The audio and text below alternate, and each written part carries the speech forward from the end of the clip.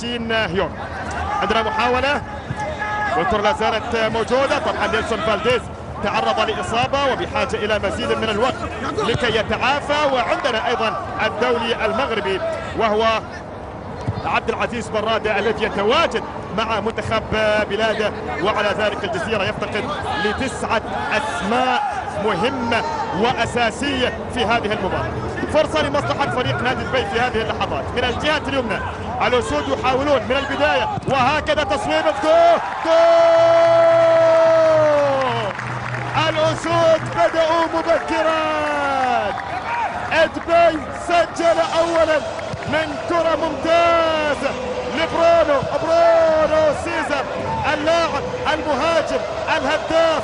لم يحتاج سوى 3 دقائق ليعلن عن نفسه في شوط المباراة الأول. استلام كان ممتاز وتقدم كان ممتاز، وبعد ذلك الكرة بهذه الصورة في شباك خالد السناني. نعم الأسود واحد لامست مدافع الجزيرة وغيرت الاتجاه وصعبت الأمور على خالد السناني. لكن أفراح دبي لم يسبق له أن حقق انتصار على الجزيرة في هذا الملعب. له انتصار تاريخي وحيد في دوري المحترفين على استاد محمد بن زايد في العاصمة الإماراتية أبو ظبي ملعب نادي الجزيرة عام 2012. عدا ذلك الانتصار التاريخي الوحيد دبي في كل مواجهاته وفي كل مبارياته مع الجزيرة إما أن تكون الأمور جزراوية وإما أن تكون الأمور تعادل. لذلك اليوم إن فاز دبي على هذا الملعب فإنه سيكون الفوز الأول تاريخي للأسود على ملعبهم. وعندنا محاولة جزراوية خطيرة، هي جول ريكاردو ما يرحم. ريكاردو الكبير يعيد هيبة الجزيرة، والكبير الجزراوي يبدأ مهمة اصطياد الأهداف. الله على الفورمولا، الله على الفورمولا. هذا هو الزائر الدائم لشباك دبي في المناسبات والمواجهات الأخيرة. يواصل عزفه ويواصل إبداعاته في زيارة شباك الأسود أمام ريكاردو البرازيلي. ما تضيع أمام ريكاردو البرازيلي الذي لا يرحم إطلاقا، بل أنه يعيد الجزيرة إلى المباراة بهدف التعادل. القائد الجزراوي فعلوها الجزراوية وعادوا، فعلها القائد وأعاد الكتيبة الجزراوي. سلطان اليوم حاضر، من سجل هاتريك في مرمى الأسود في آخر مواجهة جمعت الفريقين في هذه البطولة في الموسم الماضي. هل يعيد الكرة؟ هل يسجل اليوم؟ لكن عندنا أوليفيرا في أكثر من مناسبة يزور شباك دبي، واليوم يستمر هكذا.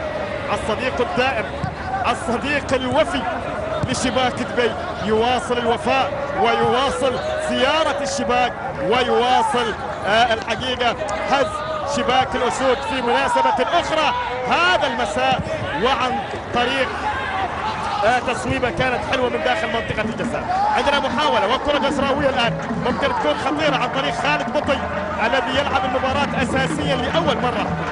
لويس ميا يدفع فيه لأول مرة أساسي، وعندنا كرة. الله الله الله الله،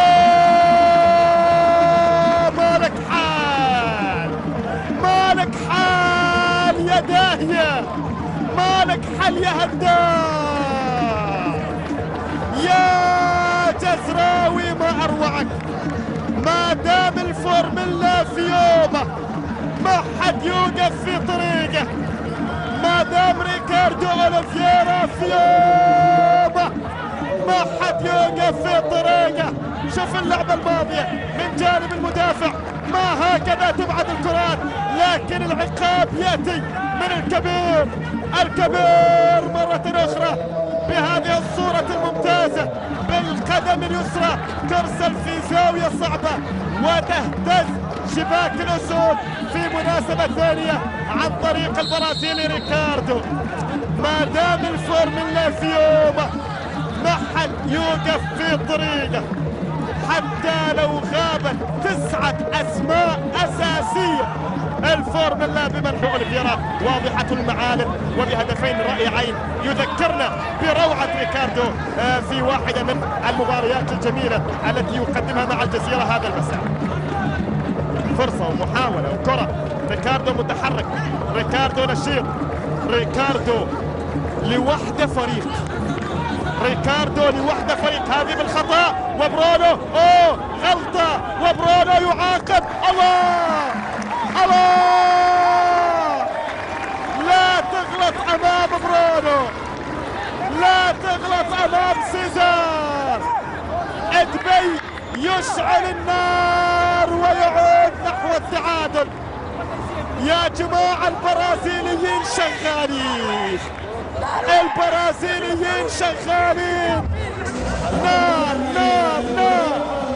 هذه غلطة في إعادة الكرة، وبرونو مرة أخرى يسجل ثاني أهدافه في مباراة اليوم ويعادل النتيجة لتبي 2-2 في قمة رائعة، في قمة جميلة.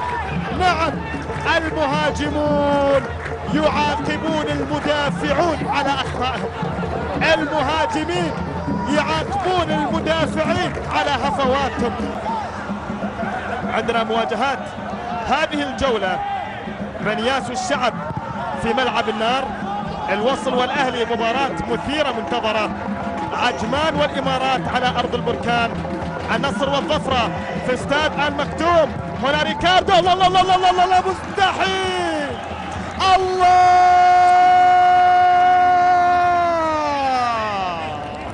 ماذا يفعل الساحر البرازيلي ريكاردو؟ ريكاردو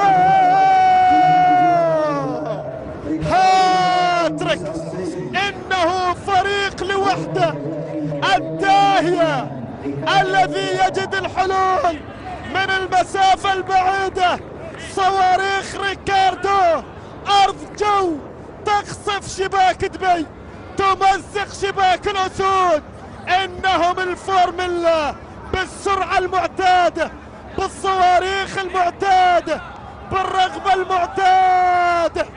يغيب من يغيب، لكن إبداعات الجزيرة ما تغيب، رغبة الجزيرة لا تغيب.